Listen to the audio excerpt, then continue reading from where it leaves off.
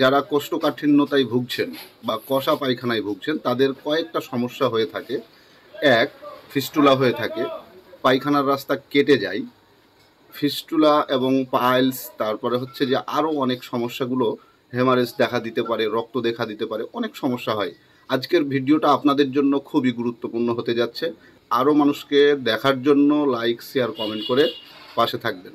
আজকে আমরা ন্যাচারাল উপায়ে কিছু ঔষধি, যেটা হচ্ছে কষা পায়খানাতে আপনাকে উপকৃত করবে, কষা পায়খানা থেকে আপনার পায়খানাটাকে নর্মালে নিয়ে আসবে।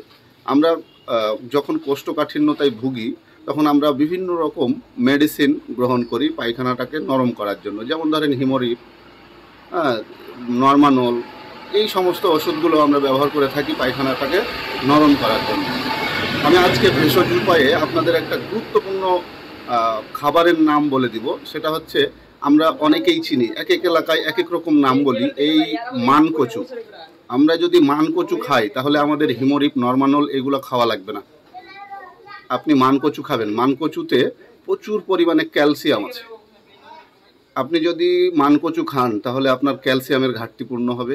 মানকচুতে প্রচুর পরিমাণে ফাইবার রয়েছে, যেটা আমাদের পায়খানা নরম করতে সাহায্য করে, যেগুলো আমরা ওষুধের মাধ্যমে পেয়ে থাকি।